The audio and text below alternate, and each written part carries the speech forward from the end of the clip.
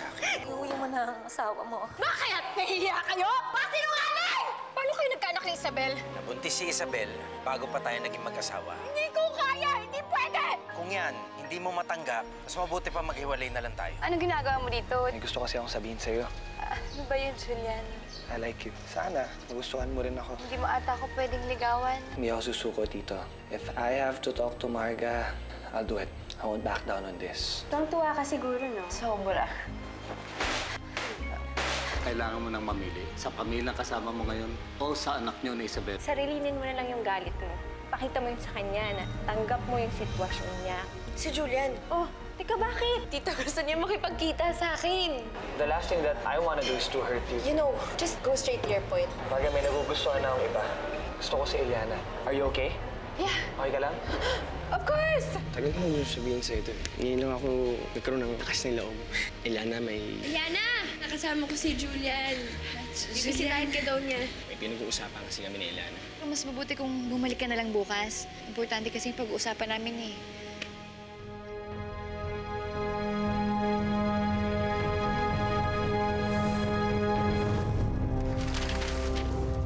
Sasabihin ko na yung nararamdaman. Ito na eh. Si Epal bigla eh.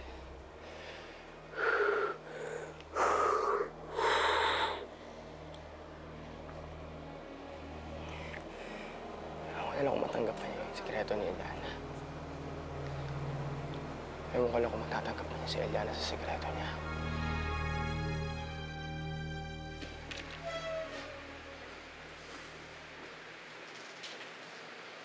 Eman, pwede ba tayo mag-usap? Nora, pagod ako eh. Kung aawain mo lang ako, pwede ba ipagpabukas mo na lang? Ang totoo niyan eh, hihingi sana ako ng tawad.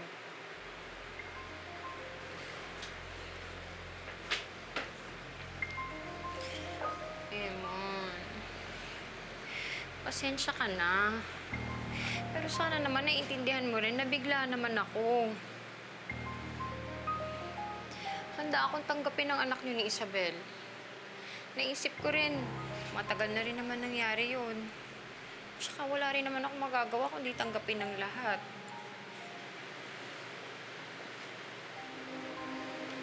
Salamat ah. Masaya ako. Tanggap mo naman pala yung sitwasyon ko. Alam mo naman, pag sa'yo lahat kaya kong tanggapin eh. Ganun kita kamahal, Eman.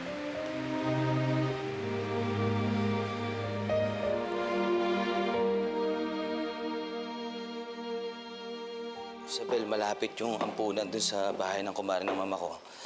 Ipagtatanong na lang natin yung eksaktong lugar sa kanya. Hindi na ako makapaghintay, Basti. Kung siswertihin tayo pag uwi natin bukas, makakasama ko na ang anak ko. Anak, alam kong ayaw mo na kaming kausapin ng mama mo ngayon. Eh, bibigyan lang kita ng payo. Alam ko, gustong-gusto mo nang makita ang anak mo. Pero, ibukas mo pa rin ang isipan mo sa posibilidad na hindi mo na makikita ang anak mo.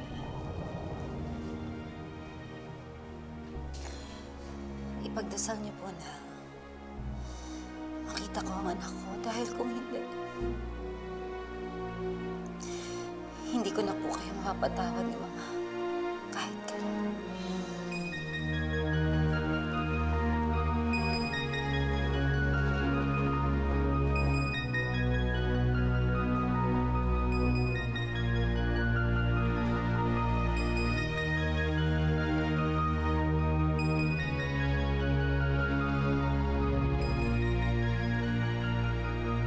Alam mo, pakiramdam ko talaga pinanganak yung babae yan para sirain yung buhay ko eh.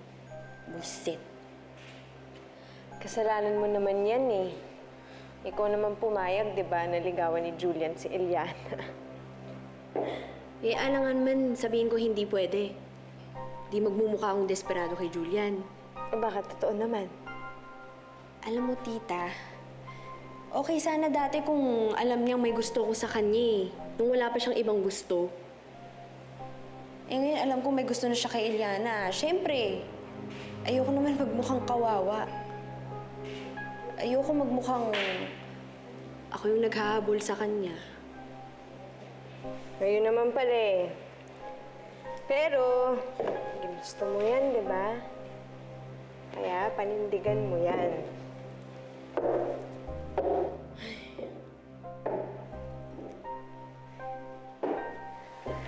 Talaga? Umayag na si Marga? Nag-usap kami kanina at yan, okay lang na sa kanya na magkaibigan na lang kami. At okay rin sa kanya yung plano ko. Wala na rin makakapigil sa akin, Eliana.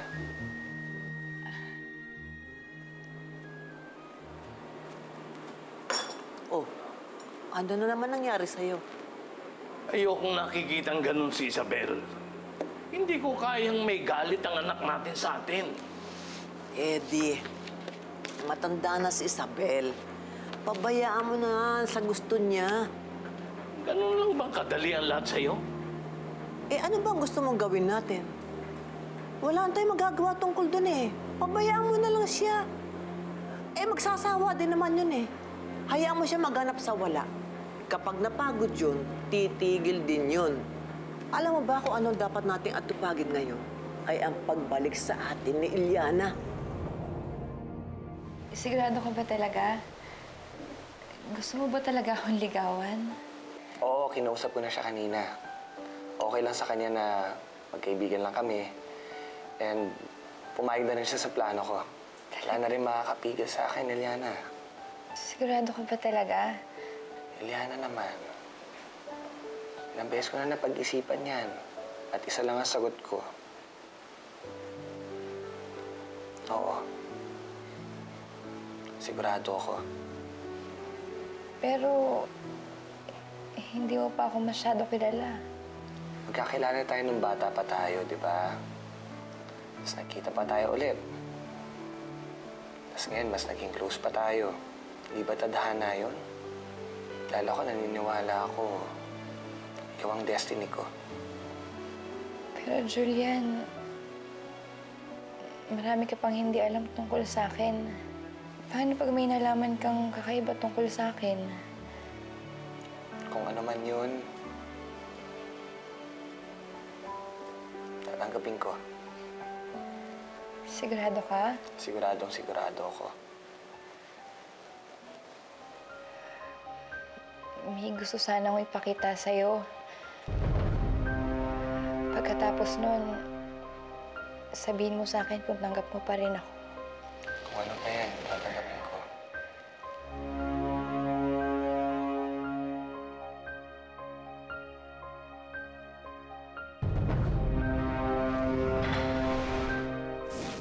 Kung ano man yung makita mo, sana huwag kang matakot. Eliana, bakit naman ako matatakot sa'yo? Pero na lang kung ahas yan. Ahas? Takot ka sa ahas? Kinig din pumaraan ng Julian na yan, eh. Biro mo, tatay-tay himik kong lalaki. Tapos magugulat na niligaw na pala. Sabi sa'yo eh, kung nagtapat ka na kay Eliana dati pa, eh di sana wala ka ng problema ngayon. Wala na. Naunahan na ako. Eh nililigawan pa lang naman eh. Hindi pa naman sinasagot. Ang kailangan mong gawin, humabol. Tapatan mo. Pagpagsabayan ka sa panliligaw sa kanya. Pwera na lang kung sumusuko ka na. Ayoko hindi ako sumusuko, ah. Tagal ko nang gusto si Eliana. Tsaka hindi ko nga yung gagawin kay Eliana, no? Matagal ko na siyang gusto, kaya dapat ako yung sasagutin niya, ako. Yun, oh. That's my boy. Tayo mo sinasabi, tara na. That's my boy, ah. Nakakayaman sabihin, pero... Oo, takot ako sa ahas. Kasi nung bata pa ako, madalas kasi kami mag-hiking ni Daddy sa bundok. Eh, alam mo naman, di ba, delikado dun sa bundok. Tapos, ayun, nakagat ng ahas daddy ko. Kaya siya namatay. Natrauma na ako sa ahas eh. Naalala mo ba nung bata pa tayo? Di ba may lumabas na ahas sa likuran mo? Ako, grabe. Sobrang natakot ako nun. As in, hindi ako makatulog. Araw-araw, lagi na lang ako nakakapit sa mami ko dahil lagi ko naiisip yung ahas na yun. Ahas? Ahas! Ahas! Parang kulay black pa siya. Tapos, every time na pupunta ako sa school, di ba, may mga zoo. Mga zoo na mga field trip. Naku, hindi talaga ako pumupunta kasi alam ko may ahas doon. Tapos, ewan ko ba, parang lagi na lang ako natutrauma sa ahas. Naku, sorry, Eliana, napahaba ata yung usapan natin eh. Ano ba ulit yung ipapakita mo sa akin? Wala yun. Yung peklat. Naalala mo ba nung nasunog ako? Ayun, magaling na siya. Talaga? Galing na. Ba't naman ako matatakot sa peklat? Ito naman, niloloko lang naman kita eh. Talaga. Pero kung may gusto ka man ipakita sa akin, kung ano man yun, kahit ano ka pa, hindi magbabago ang tingin ko sa'yo.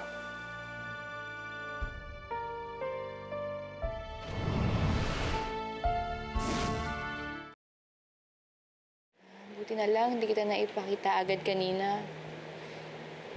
Takot pala si Julian sa ahas. Ang laki niyang tao. Duwag sa ahas.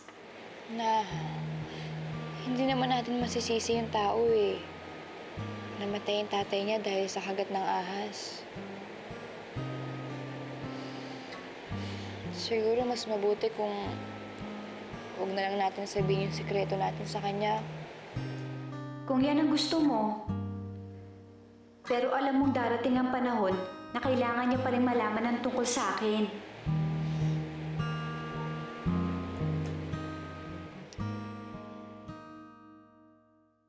Yeah, boy! Oh, saan lakad mo? Punta ako sa Eliana, dadalawin ko siya. Oo, parang tuloy-tuloy na yung pangliligaw mo, ha? Yap, kinausap ko si Marga at nagpaalam na ako para wala nang problema. Guess what? What? It's official. Huh? It's official, yeah. Pinayagan na ako ni Eliana na mangligaw sa kanya. Oh, yeah! Kaya starting today, simula na ng pangliligaw ko kay Eliana. And I don't want to waste any time para masagot ka agad niya ako. Sige. Una na ako, ah. Sige, sige. Good luck, ha? Alright? Bah! Sumasayaw na eh, no? Sige, tito.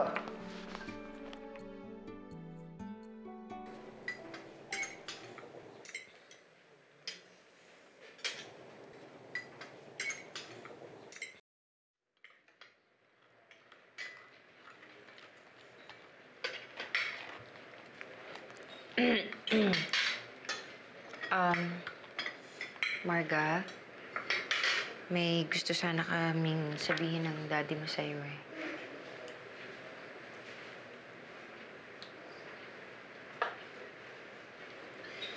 Bilang pamilya naman tayo, meron tayong kailangan pag-usapan. Marga, kailangan mo malaman to. Naging nobya ko si Isabel.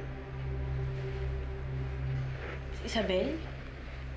Isabel Cascabel? Yung kalaban natin sa... Ano? Matagal na yan. Bago pa kami kasal ng mami mo. Kailan ko lang nalaman na meron pala kaming anak. At napagkasunduan namin, nahahanapin namin yung batang yun. Teka lang. Ayoko nga! Ayoko magkapatid, Ma! Anak! Ma! Teka lang, bakit hindi ka nagre-react? Hindi ba dapat mas grabe pa yung reaction mo kaysa sa akin? Ano ba? Marga, pagkasunduan namin ng mami mo, pumapayag naman siya dun sa plano namin. Gusto namin maging fair sa'yo. Ayaw namin itago. Karapatan mo malaman ang katotohanan. Anak, intindihin mo na lang yung sitwasyon ng daddy mo. Kasi anak din niya yung pinag-uusapan natin dito. Nakapag-desisyon na pala kayo eh. Di ba kailangan sabihin sa akin? Marga! Marga!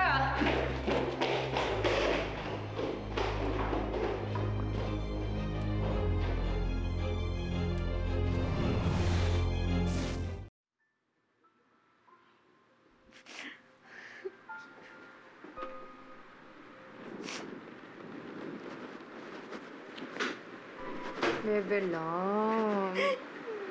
Anak, tama nang iyak. Wala na tayong magagawa. Ma, may magagawa ka pa naman eh. Sabihin mo kay Daddy, ayaw mong pahanap yung anak niya. Di ba? Hindi ko pwedeng gawin yun. Hindi ko pwedeng gawin yun kasi baka yun yung maging rason ng pag-aaway namin. Tapos baka yun din ang maging rason ng paghihiwalay namin ng daddy mo.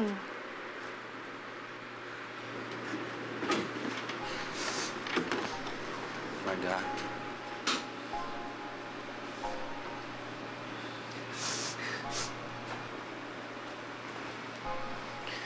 Marga. Anak. Intindihin mo naman ako. Napalaki ka namin ng maayos ng mami mo. Na nakukuha mo lahat ng gusto mo. At kasama mo kami. Habang yung isa mong kapatid, hindi namin alam kung maayos ba siya, maayos ang buhay niya. Bakit? Kasalanan ko ba hindi mo siya nakasama? Dad, wala akong pakialam sa lagay niya. Sisirain lang niya yung pamilya natin. Hindi mangyayari ang pinapangako ko sa'yo. Walang magbabago sa atin. Magkakaroon ka lang ng kapatid, pero hindi naman mababawasan yung pagmamahal namin sa'yo. Pagmamahal? Eh ngayon pa lang, hindi ko naman maramdaman na mahal mo ko eh. Eh ano pa kaya kung dumating pa yung isa mong anak? Rad, gawin mo kung ano yung gusto mo. I'm not changing my mind. Kahit anong mangyari, hindi ko matatanggap yung anak mo. I'm sorry.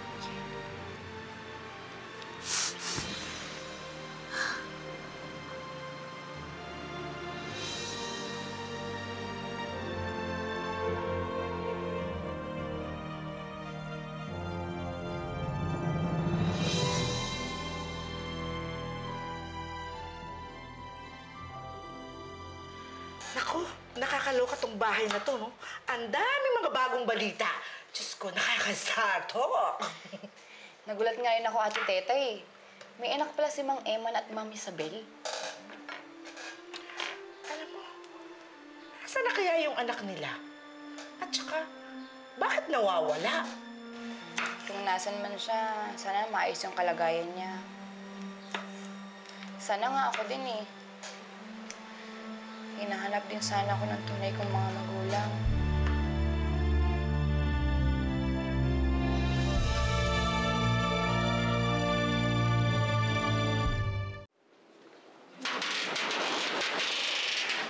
Isabel?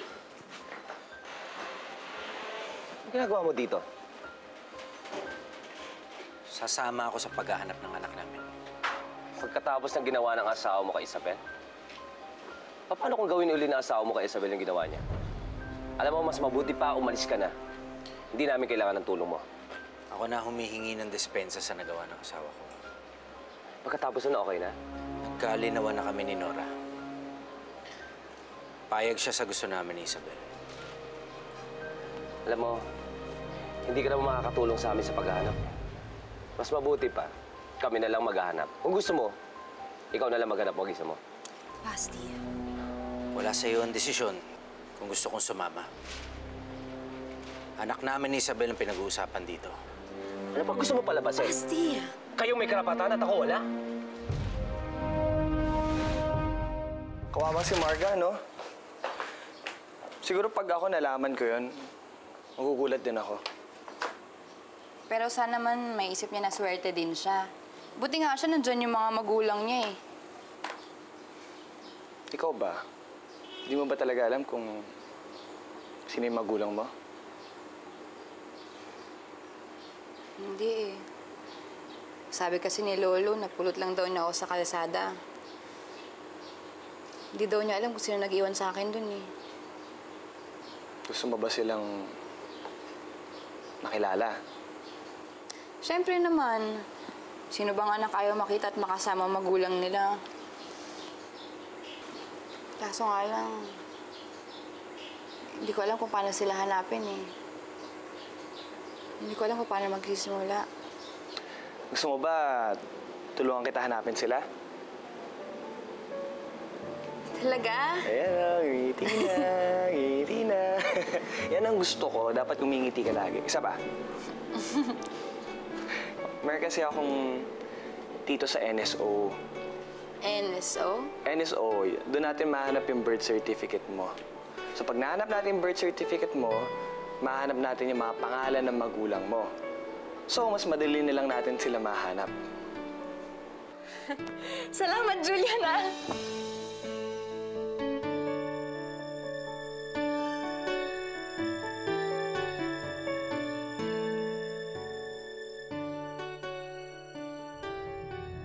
Tumigil na nga kayo.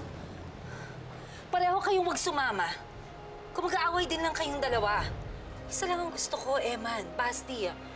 Ang mahanap ang anak ko. Kung gusto niyo akong tulungan, pwede ba kalimutan niyo na muna mga sarili niyo? Isa lang ang mahalaga sa akin na mahanap ang anak ko. Kung hindi niyo kayang gawin yon, mag-isa akong maglalakad para mahanap siya.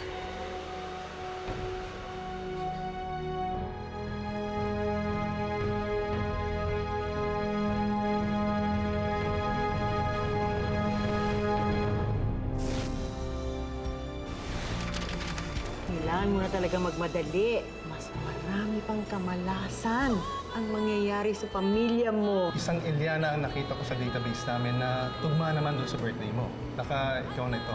February 1995, pinakita po ako nag-fit sa description niya. Ito ho ba yung bahay ampunan? Yan nga po yung dating bahay ampunan, yung Hospicio de San Martin. Pero matagal na pong nasunog yan. Napakaraming away ang magaganap. Anong dapat kong gawin? Ang ahas. Siya pa rin ang konektado sa swerte mo at sa pamilya mo.